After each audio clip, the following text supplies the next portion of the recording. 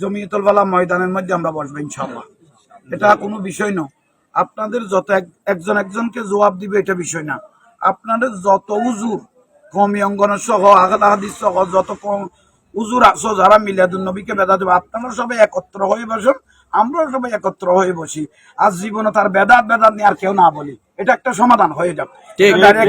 স্টাম্পের মাধ্যমে আমরা দুনো পক্ষ প্রশাসন নিয়ে এবং সাদা পোশাক নিয়ে, বিশেষ করে প্রশাসনিকভাবে ডিবি গোয়েন্দা সবাইকে বলে আমরা যেন সুন্দরভাবে একটা ব্যবস্থা করতে থাকি। জাতীয় বিশেষ করে জাতীয় যত চ্যানেল আছে সবগুলো থাকবে, হক আর না হক সেদিন পরিচয় হবে ইনশাআল্লাহ। তো বিশেষ করে এভাবে গাঁটাগাঁটি নিয়ে কোনো প্রয়োজন নাই, কারণ এই পর্যন্ত কোনোদিন আপনারা কোনো মোনাজারাত আসন নাই, পারানো নাই, উদি আমাদের সাথে শুধু মস্কারা ছাড়া আর কিছু নয়। তো সেই জন্য আপনাদেরকে আমি বলতেছি, কারণ এইভাবে নিয়ে আজকে আপনারাও মনে হয় প্রতিবেদনের মধ্যে দেখেছেন, সময় টিভি, যমুনা টিভি, বিভিন্ন দামি দামি চ্যানেলের মধ্যে, জাতীয় চ্যানেলের মধ্যে ওই আলী হাসান ওসামাকে জঙ্গির মধ্যে ধরা খেয়েছেন, লিডার হিসেবে পাওয়া গেছে, ঠিক না?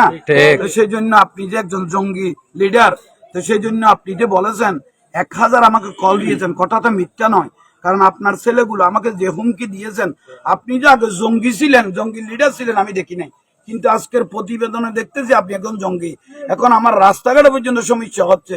তো সেই জন্য আমার যদি কোনো অসুবিধা হয়, সমস্ত দায়ভার আমি মিডিয়ার মাধ্যমে বলে রাখতেছি, সমস্ত দায়ভার তাকে নিতে হবে। আমার শরীরের যদি কোনো আঘাত হয়, এই আলী হাসান ওসামাকে এই দায়ভার নিতে হবে।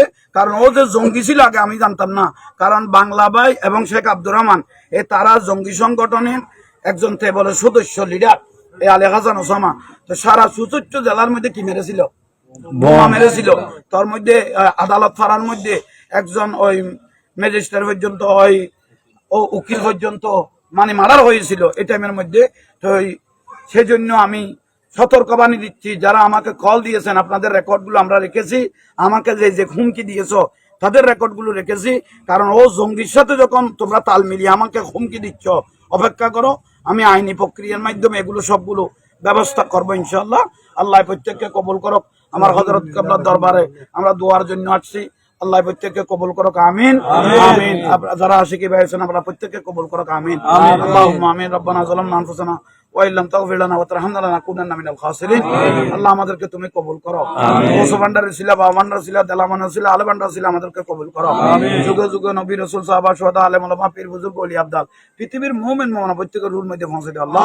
আল্লাহ আমাদেরকে আশিক রাসূল হিসাবে কবুল করো, হকের উপর আজীবন যেন থাকতে পারি মতো তৌফিক দান করো আল্লাহ। 22,000 এজিদ বাহিনী হতে চাই না, 72 জন হোসাইনি মুসলমান হিসাবে আমরা থাকতে চাই, হোসাইনি কাফেলার মধ্যে আমরা থাকতে চাই। আওলাদ রাসূলকে ভালোবেসে যেন জিন্দেগিটা কাটাইতে পারি মতো সেই তৌফিক দান করো আল্লাহ। তুমি আমাদের জানমালকে তুমি হেফাজত করো আল্লাহ। প্রত্যেক মিডিয়ার ভাইদেরকে তুমি কবুল করো, আশিকি ভাইদেরকে কবুল করো। বিহাক্কি কালিমাতু লা ইলাহা ইল্লাল্লাহ। আসসালামু আলাইকুম।